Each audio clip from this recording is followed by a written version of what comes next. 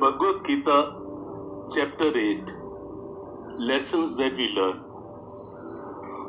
Asked about the Bhagavad Gita, Albert Einstein said, "When I read the Bhagavad Gita and reflect on how God created this universe, everything else appears to be so superfluous."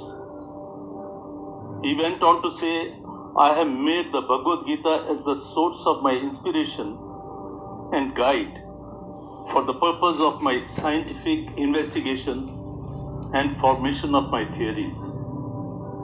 Many other thinkers, philosophers, poets, even business leaders of outstanding caliber look upon Bhagavad Gita as the life's guide and storehouse of information."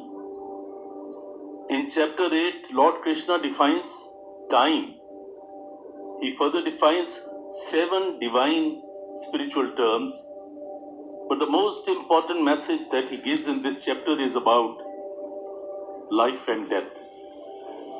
These sacred definitions are: Brahma is God the Creator, soul is Adhyatam, karma is duty without attachment, Adibhut is material manifestation, and Adidev is demigod, Adiyagya is the god of sacrifice.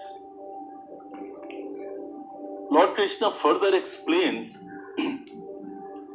that whichever aspect of life is remembered at the time of death of the person, the same is instrumental in his next birth. What the person remembers at the time of death is the same which has been hovering in his mind and actions during his lifetime. Lord Krishna says, therefore, Arjun, you should always perform your duty dedicating it to God, the Almighty. This, in turn, at the time of leaving the world, Lord Almighty will be in your mind. There is no doubt that as a result, you will achieve salvation. Lord Krishna also explains the concept of time as per scriptures. One day of Brahma is equal to 1,000 cycles of 4 yugas. Which are 4 yugas? Sat Yuga, Dwapar Yuga, Treta Yuga, and Kali Yuga. One night of Brahma again comprises 1,000 cycles of these 4 yugas. This knowledge enables the seeker to understand the dimension of time in this universe. Finally, Krishna also explains to Arjun that there are 2 types of deaths according to scriptures. One is through the path of light, while the other takes place in darkness. When one goes through light, he doesn't have to come back.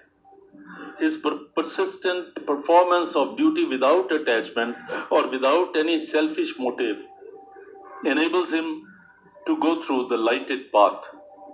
He does not come back to the earth.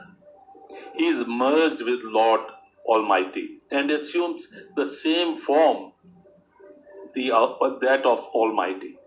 But the other, whose good deeds were tarnished by the desire to achieve selfish motives, go to heaven because of their good deeds, but they come back to the earth as soon as the fruits of their good deeds are exhausted.